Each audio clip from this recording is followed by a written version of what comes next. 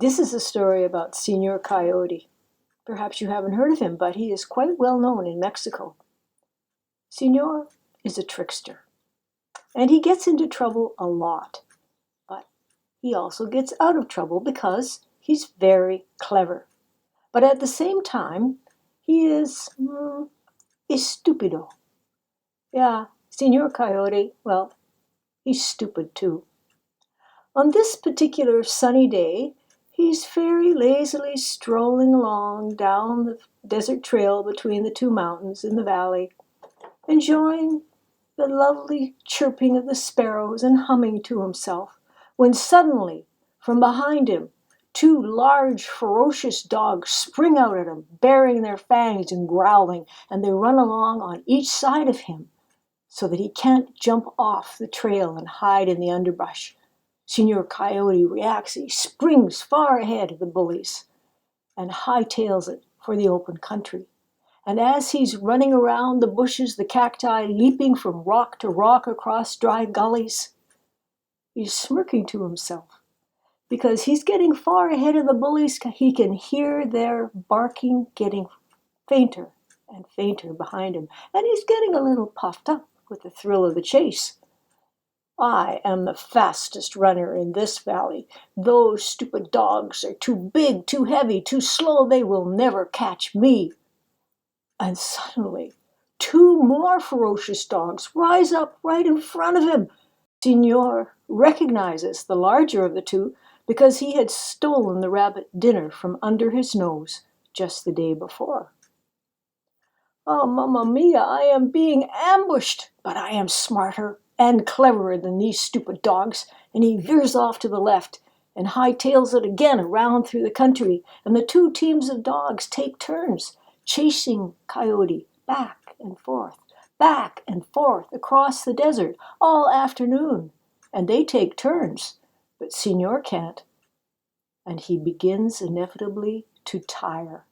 His legs start to shake and wobble, and he's panting for breath and gulping and looking. I've got to find a place to hide, to be safe, or else I'm a goner. And as he's scanning the desert, he notices over there on the right of the mountain, on the cliff face, there's looks like a ledge, but there's a long, dark, narrow hole above it. Aha! A cave! If I can just get up there, I'll be safe. And so he heads for the cliff face, and now all four dogs are behind him, and he's tired, so he can't run as fast, and the bullies are getting closer and closer. Their barking is getting louder and louder. Finally, Senor makes it to the cliff face and scrambles quickly up the steep embankment and heaves himself over the edge of the ledge, and there is the cave entrance right in front of him. But then he has a terrible, terrible thought. Well, what if the cave entrance is high enough for the dogs to follow me in? No, I don't have time to worry about this. He flattens himself on his stomach, wiggles in, pulls himself in under the doorway, and luck is with him because the roof of the cave arches high above him, and he has plenty of room to stand up, while the mouth of the cave is too low, and the large dogs cannot get in. Senor Coyote hears them pawing and whining at the entrance, but he skittles right to the back of the cave and sits down. His heart is pounding. He's out of breath. Oh, that is the closest I have ever come to being caught. And he sits there for some time, trying to catch his breath, waiting, waiting, waiting. And then he realizes he hasn't heard the dogs for some time. And now he's got his breath back. He feels like he's under control, and he starts to feel his old self again. He goes, "Ha ha! Those stupid dogs, they gave up and went home. Well, aren't I a fine fellow? Look at that. I outran all four of those dogs. I flew like the wind. I am still the fastest, sleekest runner on four legs in this valley." Now he's getting really puffed up. Senor Coyote's strutting around the cave, puffing out his chest, And he really would like someone to tell him how great he is, but there's nobody there. So he starts to praise himself. Looking down at his feet, he goes, "Oh, there you are, my feet. Now, what did you do to help me in this battle against the dogs?" "Well, we helped you to run fast and jump from rock to rock, and we helped you to jump up to this cave to avoid certain death." "Bueno, bueno. Fine job, my feet. Now then, ears, what did you do to help me?" "Well, we listened on both sides at once, so you could judge how far behind you the barking was and how fast you needed to run to stay ahead of the dogs." "Marvelous, fantastico, my ears. And then, my eyes, what did you do to help me?" "Well, we showed you the best places to run through the desert to avoid the dogs, and we spotted this cave for you to hide in."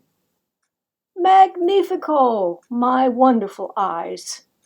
What a fine fellow I am to have such fine feet, eyes, and ears." And he is so puffed up with pride that Senor Coyote reaches around to pat himself on the back. And looking round, that's when he spots his tail. "Aha, my tail! I had almost forgotten about you back there. Now then, what did you do to help me battle with those dogs?" Silence. His tail said nothing. He just hung low between his legs. The Senor said, "I'll tell you what you did to help me. You made me even longer, making it easier for the dogs to catch me. And you waved your white tip so they could see where I was through the dust. Why, you almost got me caught." Well, now Senor Coyote is very angry with his tail, and he twists around and tries to bite it to punish it. You, traitor, you don't belong in this cave with the rest of us. Get out, I say." And as he's speaking, Senor Coyote starts backing his tail closer and closer to the entrance of the cave. "Get out, I say. Bad tail. Go outside. Outside. Get out." And then in a fit of anger, Senor Coyote backs his tail right out of the cave entrance and into the open air. Now then, those stupid dogs that Coyote thought were so stupid weren't so stupid after all. They had divided into teams of two and hidden quietly on either side of the cave entrance outside on the ledge, and were listening the whole time to what Coyote was saying to himself inside the cave. So when the tail suddenly appeared outside of the cave, the nearest dog lunged for it, and biting down hard, he yanked Senor Coyote right out of the cave onto the ledge. "Ay!" Senor Coyote yelped in pain. "Why, you stupid dog! You stupid slowpoke excuse for a dog! You think you can catch me? You'll never catch me! You couldn't even catch a cold if you were caught in a blizzard." Well, now the moment that infuriated, insulted dog opened his mouth to inform Senor that he had already caught him, in a flash, Senor whirled around, bounded over the heads of the dogs, leaped over the edge, and disappeared in a trail of dust, while his laughter wafted up on the breeze to the dogs on the ledge. Now, I said at the beginning, Senor Coyote, well, he's a stupido.